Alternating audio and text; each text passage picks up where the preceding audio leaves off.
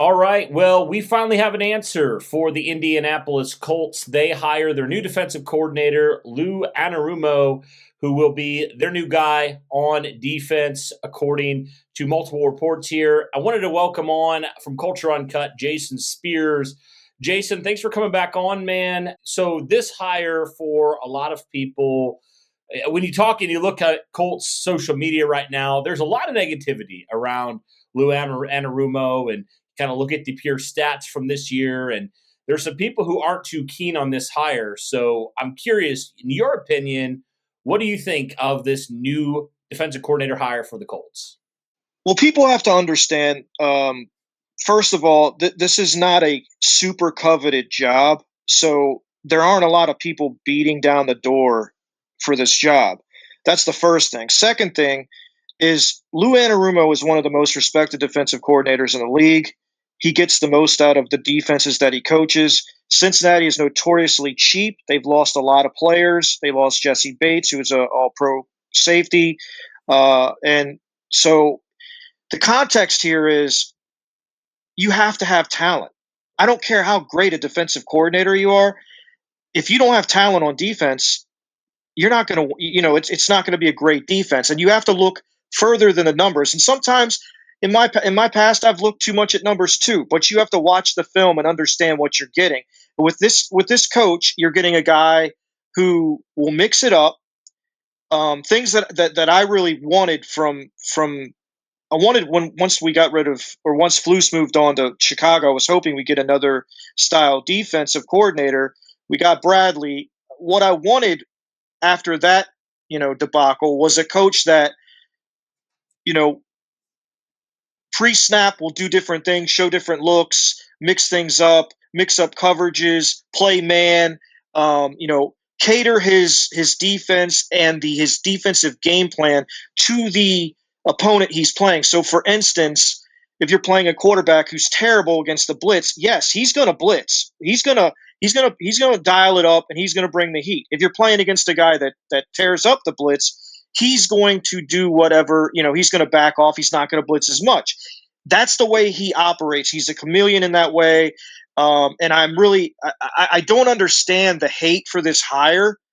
At the end of the day, it comes down to Chris Ballard getting him the right players. If you get Lou Anarumo the right players, he will have a good defense. It's really that simple. Yeah, and I think you look at it, and yeah, I think you said it. Like Cincinnati, the last couple seasons, it feels like they keep losing these star guys, and I challenge people to name a lot of these starters on that Cincinnati defense. So, and I know you kind of hinted at it a little bit here, Jason, but for people saying what is the difference between Lou Anarumo and Gus Bradley and what the Colts have had over these last couple years, and what can we expect to see differently from the poor performance we saw from the defense? Because when you look at the pure numbers, and I've always been somebody who said pure numbers in themselves are not bad, but context is very important as well. So when you look at like the pure numbers versus talk about like actually getting some legitimate talent in there, what would you say when it comes to that? Yeah, well, what I would say is this: you're going to see more cover one, as far as, and we're going to need a safety that can really, you know, play fast and be rangy. We don't have that right now, so that's going to be a need that needs to be filled for this defense. But his thing is this: where Gus Bradley was static all the time and essentially set in the same defense, played the corners off, played, less man, more zone, and wasn't really aggressive. And Lou's not super aggressive, but the thing I like about Lou is he caters his defense every week, the game plan, to the style of offense he's playing. So you're not going to get the same defense every week. You're going to get different installations, different blitzes, and different packages based on who they're playing. Whereas in the past with Gus, it was essentially we run the same defense, we're going to do the same things. And the thing I hated most about Gus's defense is there was no disguise. It was always static. There was no pre-snap, disguising and movement or anything like that to make the quarterback actually have to think when he comes to the line of scrimmage. With Lou's defense, he will mix it up. He will blitz more some weeks than others, depending on the opponent. and you'll see a lot of different looks. But at the end of the day, it's just to me, it's just a complete schematic change in terms of aggressiveness and willingness to disguise things, press up on the receivers, and just be more aggressiveness. Not necessarily in the blitz percentage. He does blitz more, but he's not like Wink Martindale. He's not going to blitz 60% of the time or 50% of the time. He's not like that style of coach, but he will blitz, a lot versus a team that doesn't do well against the blitz. He plays the numbers, he looks at the film, and he'll do what he thinks is best against each offense. You have to remember this guy has done really well in games against Kansas City when he's had talent. He's a very, very good coach, well respected, and I expected this to be a significant upgrade over Gus Bradley. And I expect to see probably 3 or 4 new starters on the Colts defense in 2025. Yeah, and you talked about needing a rangy free safety. What are some of those positions that you're really looking for the Colts to potentially upgrade? Because we obviously know that there's been a big emphasis with the different coaches they did interview on the DBs, on adding defensive backs, guys who had experience coaching defensive backs. So, in your mind, like what would be some positions that you would be looking to upgrade and potentially, like you said, adding a couple new starters in there? Certainly free safety. A guy like Malachi Starks, I think, would fit this defense really well. Obviously, at 14, a lot of people want Warren, so I understand that. But Starks is a guy. But free safety, the corners. I think you're going to see. I would hope Ballard go out and really look at the corner market and see what's out there, and hopefully maybe spend some draft capital on some corners. The thing about Anarumo that I like is he's a very good. His coaching background is that of a defensive backs coach, and we're very young back there, so I think that will help. But I do think we need, physical corners, guys that can play at the line of scrimmage and disrupt routes. And so I do think you're going to see, some moves at corner, safety, linebacker. You need to have linebackers that can run and cover. So I think you'll see probably some depth there. Carlisle obviously needs to stay healthy. I think they will keep Zaire. So you're going to see some upgrades there, I would think. So I would say, like, the back end, I think, is where you're going to see the most change. And maybe at linebacker, you'll see, I think, a new starter there as well. Yeah, exactly. So, man, it'll be interesting to see what the Colts do here, but obviously, it's going to be an upgrade, like you said, from Gus Bradley. I don't think it can be much worse than it's been the last couple of years. But yeah, man, I mean, honestly, like I said it all along. I was good with really any of these 4 guys. I mean, I had a couple guys ahead of him: Dennis Allen, Wink Martindale, but again, he's a very respected coach. And I said this before, Jason, but I'll say it again. Just stats don't tell the whole story. Was it bad in 2024 stat wise? Yes, it was. Absolutely. But I just think there's more to this. Context matters. And also, like you've said multiple times, adding proven talent in there also is a big deal. Yeah, and that's the thing I try to tell fans is, listen, I don't care, who you have at defensive coordinator. If your personnel isn't at least average, it's a lost cause. You can't make chicken salad out of chicken, what. It's just going to be a rough go. And over 17 games, it's going to prove itself out that you're at a talent deficiency. So look, I like the hire, but Ballard's got work to do to get him the right guys in here. It's going to come down to talent. If it comes down to coaching, I said this online. If the 2025 Colts defense stinks, it's not going to be because of the coach. I just he's too talented. He's a great. He's very the people that I've heard talk about him. He's so well respected. He's a player's coach. He's demanding. I think he'll set a very high standard for this defense as far as what's acceptable and what's not.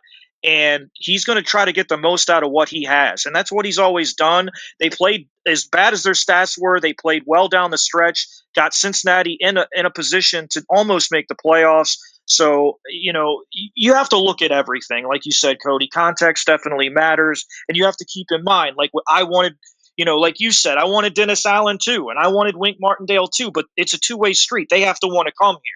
So for what the situation is, I think this is kind of a dead man walking situation, looking at the schedule next year and the quarterback situation and what's going on with the GM. getting a proven guy like Anarumo, I can't complain. I really can't. It's as good a hire as you're going to get in this situation, in my opinion.